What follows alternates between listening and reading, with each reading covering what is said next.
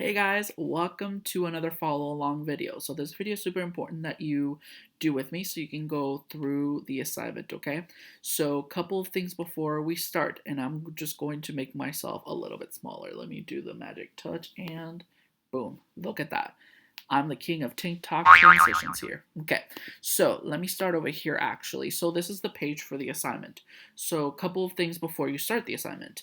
If you haven't done so already, if you see the instructions, it says here that you have to, after reviewing the figurative language PowerPoint from last week. So if you haven't done that, you're going to click this link here. It is going to take you to the page where we talked about figurative language last week. If this looks new to you, it shouldn't, but if it does, good thing you're still on time, okay? So this is a PowerPoint right here that talks about figurative language, and this is a video of me right here going over this same PowerPoint, okay? So you can do whichever you want to as well, all right? So let's go ahead and go back to the same page. So here you have the assignment. Once you're ready, after you've gone over the PowerPoint for figurative language and you're good to go, let's go ahead and open the assignment in a new page. So obviously you click here, and it'll take you to the document. So here is where you just played this video, okay? And this is what the assignment should look like. So let's go ahead and talk a little bit about, again, figurative language. So it says here to think about this aloud. When an author includes figurative language in a text, it is an intentional choice. Intentional meaning that it's on purpose. I talked about this in the PowerPoint of figurative language, where everything in a book, in a movie, in a text, and whatnot is made intentionally. So it's on purpose in order to create an effect, in order to tell you something, okay? So an author does not include figurative language by accident or without thinking about what it means.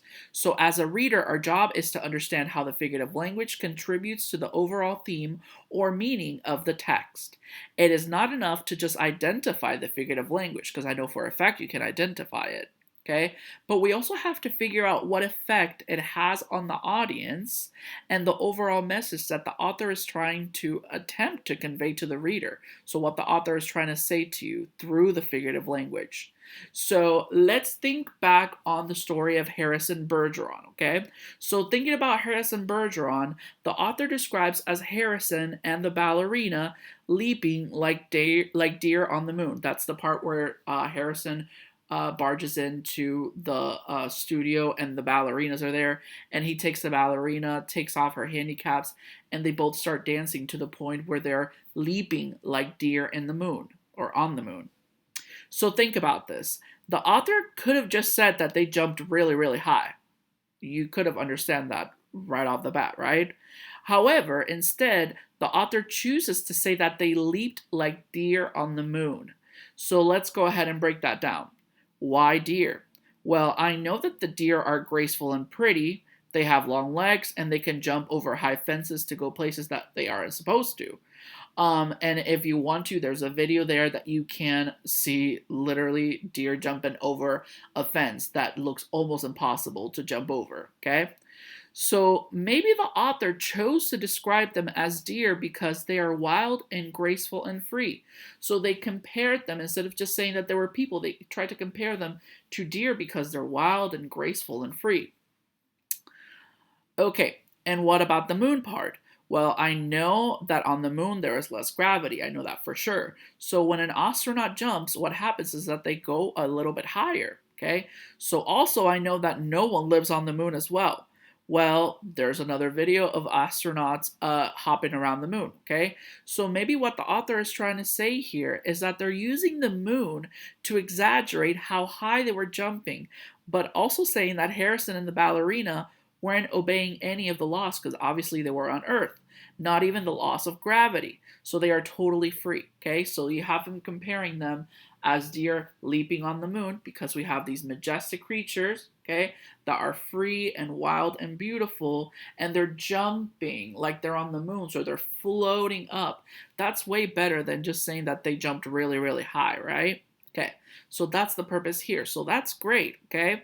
But how does this contribute to the theme of Harrison Bergeron, okay? Well, I know a possible theme from Harrison Bergeron is that removing individuality takes away from freedom. By describing Harrison and the ballerina as deer leaping on the moon, the author is really showing how beautiful people can be when they express their individuality and refuse to obey the laws of pretending to be equal. Okay, I know it might be a bit of a stretch for you to connect those two, but that's what the author is trying to do. They're taking something that can be explained very simple and upping it up a little bit more so that it creates an image that's beautiful, basically, so that you can better understand the concept that they're trying to get to you.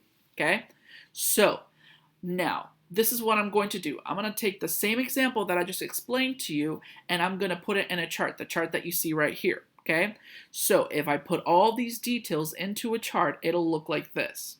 So you have three parts of this chart. The first one says figurative language describing Harrison and the ballerina dancing. So that would be the part of the text. In the middle, it says, what are Harrison and the ballerina being compared to? And I'm just going to use my research skills, I need to remember English here, to go ahead and insert photos of important words within that same quote, okay? And then in the third column, it says, why are Harrison and the ballerina being described this way? That's a question right there. What is the author trying to say? What might the author try to be conveying to you, okay?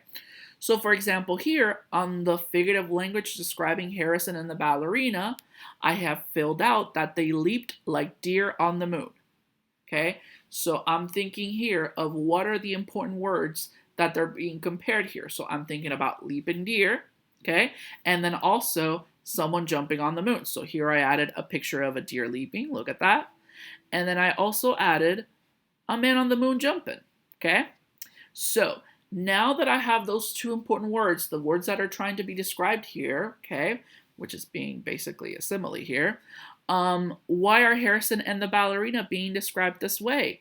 What is the author trying to say? So by describing Harrison and the ballerina as deer, the author can be showing us how beautiful and powerful they are. When the author described them as leaping on the moon, he is saying that they are breaking all laws, even the laws of gravity. Okay, so here we have the quote, kind of put a picture of it in our heads or what we can find on the internet, and then describe what the author's trying to do with that. Okay, and then down here we have a question. How does the author's use of figurative language to describe Harrison and the ballerina develop the theme? So what effect does this comparison have here?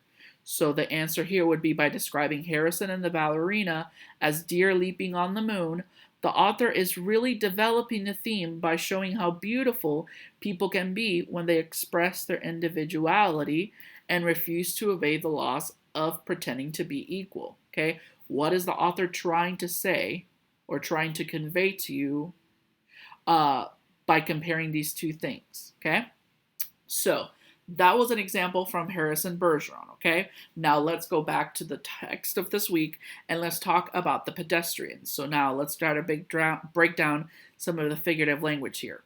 So first things first, we need to identify the theme of the story of the pedestrian.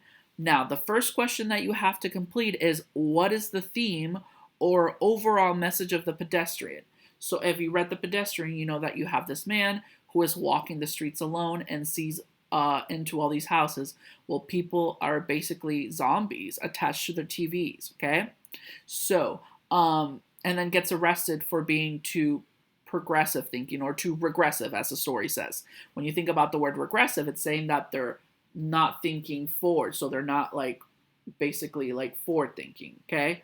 So what could be the theme overall? What could be the overall message or theme in the pedestrian? There could be a lot of things. It could be about technology. The theme could be about how being different sometimes, might put you in like a different position. There's lots of things that you can say here, really, okay? So think about what the overall message is, what the author is trying to tell you, why they wrote the story, and then put it there. And once you have that theme, the rest is going to be super easy because you know what the author's trying to tell you, okay? So here's the same thing that we basically did for Harrison Bergeron, but now it's going to be for the pedestrian. So here you have one, the figurative language describing the houses and people at night. So here you have the quote from the text, okay? So here you have a quote, and that quote says, and on his way he would see the cottages and the homes with their dark windows, and it was not unequal to walking through a graveyard where only the faintest glimmers of firefly light appeared in flickers behind the windows. Sudden gray phantoms seemed to manifest upon the inner room walls where a curtain was still undrawn against the night, or there were whispering and murmurs where a window in a tomb-like building was still open. So I looked through that, and then I looked at my second column, and it says, what are the houses and people at night being compared to? And I found that they're being compared to the houses are being compared to graveyards, and the people are being compared to great phantoms, and the buildings are being compared to tomb-like buildings. Okay, so I put those pictures there that I found on the internet, and now my question is, why are the houses and the people at night being described this way? And what is the author trying to say here? So you would go ahead and, based on what we put here, what do you think? Why are the houses and the people being compared like this? And what is the author trying to say by this? And you would answer that here. Then there's a second one that says, everything went on in the tomb-like houses at night. Now, he thought, continuing his fancy, the tombs, ill-lit by television light, where the people sat like the dead, the gray or multicolored lights touching their faces, but never really touching them. Okay, so you have the quote there. Okay, you have the figurative language. Now, what are the houses and the people at night being compared to? Okay, so if I looked at this example right here, I would know that the houses again are being compared to tomb-like houses. So I could maybe use this picture again. Okay, and then it says that there's ill-lit television lights where the people sat like the dead. Maybe I could put a zombie because people are compared to something that's dead, right? And the dead and gray multicolored lights touching their faces, okay? So maybe someone being hypnotized or something like that. Now, that I would add this here in that middle part right there, and then after I put that, I would answer the question, why are the houses and the people being described this way? What is the author trying to say? So what is the author really trying to say here when he's saying that the TV colors are touching them, but not really touching them, okay? So that's something that you would answer there on that last part. And then it has another question here. How does the author use a figurative language, describe the houses and the people, develop the theme? So how does the figurative language that the author added and the answers that you put develop the theme that you created for the story? And then basically you're going to do the same thing here as well.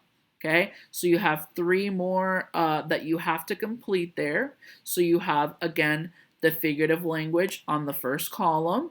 Okay, then you have a middle column where you're going to insert photos of important words based on the question that it's being asked.